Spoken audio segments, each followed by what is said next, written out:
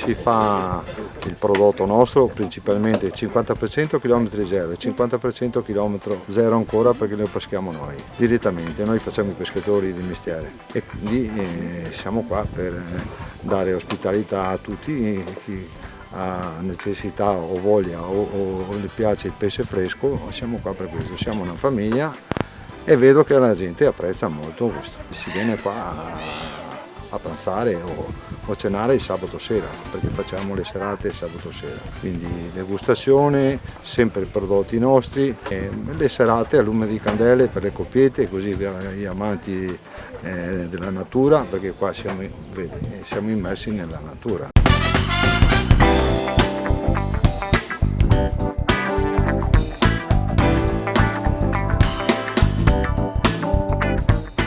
Preparano il pesce esattamente come secoli fa. Nei casoni, tipiche strutture in legno con il tetto a capanne in paglia e canne, sono le antiche abitazioni dei pescatori di laguna. Conservano infatti il loro fascino e la loro funzione. Un'attrazione esclusiva quando si decide di far rotta su Caorle, borgo marinaro a nord-est della laguna di Venezia, affacciato sul mare Adriatico e all'estremo delle foci dei fiumi Livenza e Lemene. Un paesaggio che ha ispirato Ernest Hemingway, premio Nobel per la letteratura, ospite del barone Nanook Raimondo Franchetti alla fine degli anni 50, proprio in un casone a Valle Franchetti scrisse Di là dal fiume tra gli alberi, romanzo che ha reso immortali questi luoghi.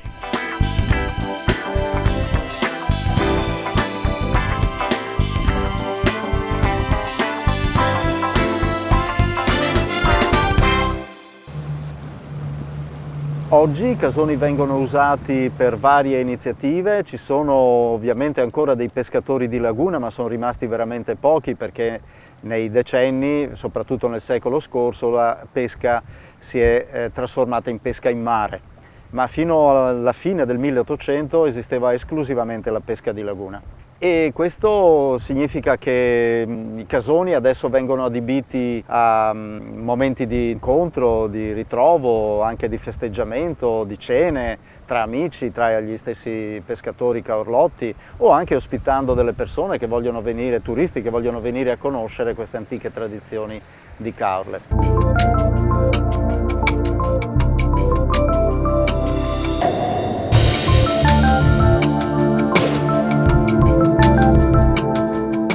I sette mari, misteriosi e paludosi, definivano così i greci l'insieme di canali della laguna di Caorle. I primi insediamenti autoctoni risalgono al 1300 a.C., a testimonianza di un ambiente che ha mantenuto la sua impronta di genuina spontaneità e cerca di conservarla attualizzandosi.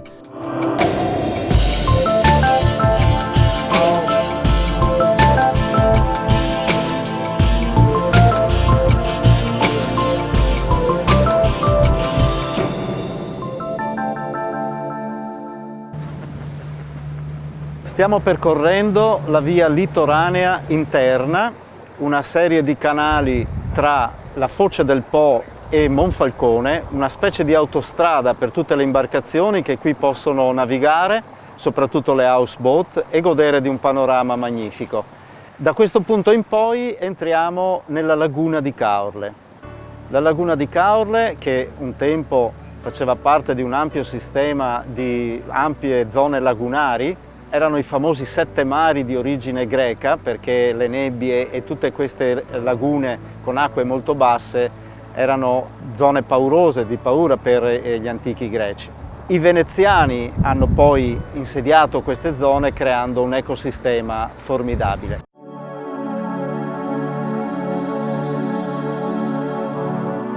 Ma la storia di Caorle nasce molto tempo prima, nasce nella tarda età del bronzo, quindi 1300 a.C. Un villaggio protostorico è stato scoperto proprio ai bordi di questa laguna e si tratta dei primi insediamenti, dei primi veri caorlotti, abitanti autoctoni che vivevano di caccia e di pesca. E da quel momento in poi sono nati i casoni di Caorle, quella che è la vera e propria archeologia di Caorle.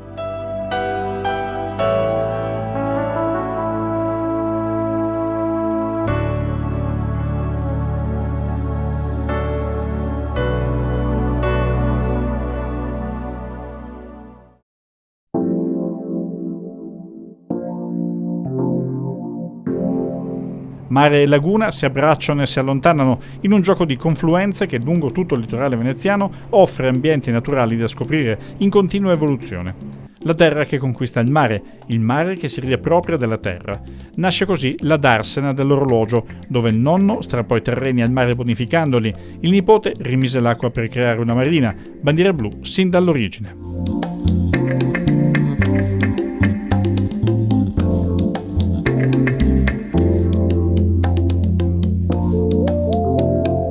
Tutte queste aree qui appartenevano alla famiglia di mia madre e avevano cominciato a utilizzare quelle parti lì, un pezzettino alla volta, un pezzettino alla volta.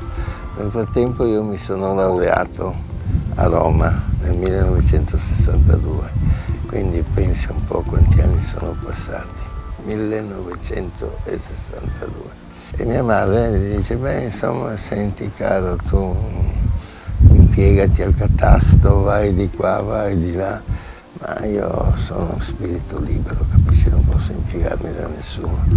E allora mi ha dato 20 milioni per la volta per fare 4 casette qui in fondo. E io le ho fatte, le ho subito vendute e dopo ne ho fatte delle altre e allora da cosa nasce cosa. Finché mi è venuta anche l'idea di fare un porto, stavano facendo il porto di Santa Margherita e io ho deciso invece di fare questo porto qui. Ho avuto le autorizzazioni per fare il porto e poi ho preso il badile e mi sono messo a scavare.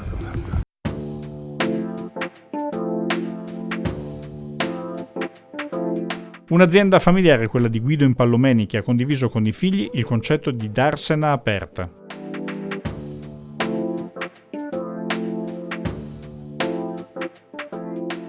Qui si susseguono una serie di baie e qui si percepisce meno, ma non sono allineate, ognuna ha una dimensione diversa e per cui c'è un movimento e lui ha sempre avuto questa gioia nel progettare e per lui è anche sempre stata molto importante il verde, per cui c'è tutta una parte verde, piante eccetera.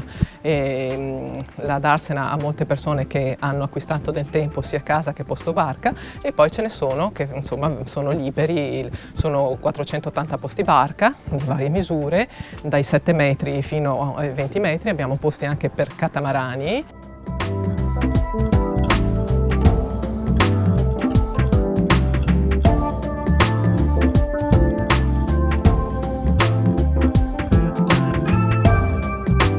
Alberi e tanti fiori per un porto giardino. Nella darsena dell'orologio ci sono anche gli ulivi da cui si ricava l'olio.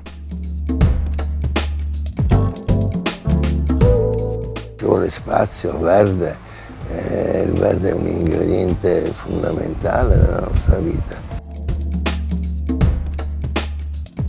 Adesso si è molto sviluppato il turismo in houseboat.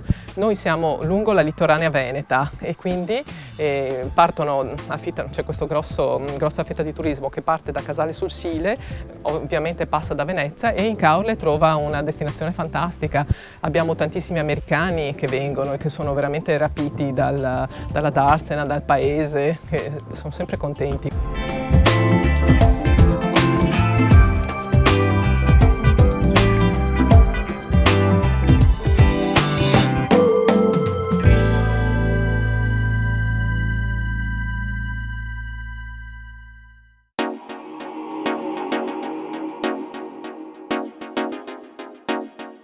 Una darsena attrezzata con tutti i servizi richiesti dai diportisti. Poco lontano c'è il cantiere nautico per il rimessaggio, la manutenzione ordinaria e straordinaria dei natanti. La vita di un'imbarcazione è essenzialmente cura di essa.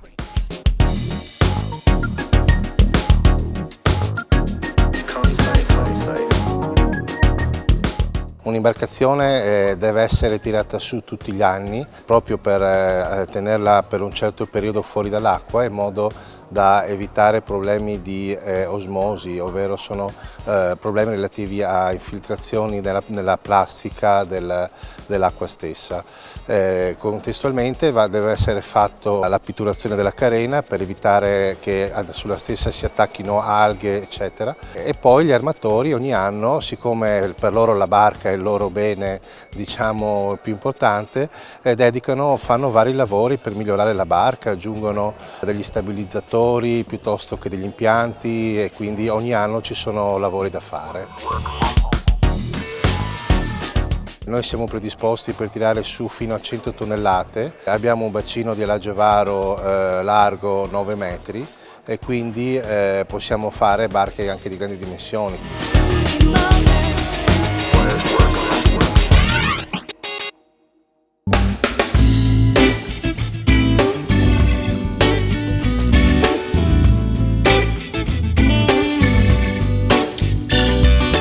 Laguna e mare, contesto ideale per le regate a vela. Qui, questo paesino dell'Adriatico, è nata la prima regata d'altura in doppio di tutto il Mediterraneo, ovvero 2 persone che compiono a vela senza scalo 500 miglia. All'inizio era proprio nota come 500x2, dove 500 sono le miglia e 2 sono le persone.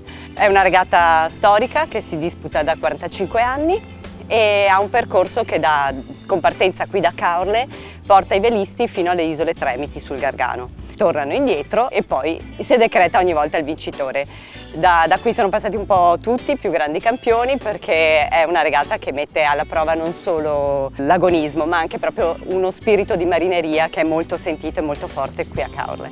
Il nostro circolo, oltre a organizzare questa regata, ne organizza altre 3 che fanno parte di un circuito che si chiama Caorle per 2 per tutti, proprio perché nella nostra storia c'è l'investimento nella regata d'altura, non la regata giornaliera ma la regata che implica almeno una notte fuori in navigazione, quindi un diverso rapporto con se stessi, con il mare, con la competizione, con il proprio equipaggio o col proprio co-skipper.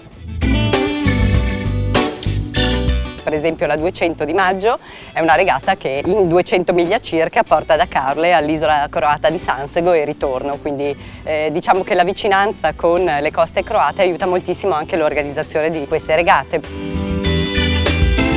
Molto attiva anche la scuola vela. È da qui che tentiamo di far crescere le nuove leve, una delle scuole vele più frequentate del Veneto. Ogni anno abbiamo oltre 300 ragazzi dai 6 ai 18 anni che imparano ad andare a vela, prima con le derive, poi si appassionano e magari fanno qualche regata.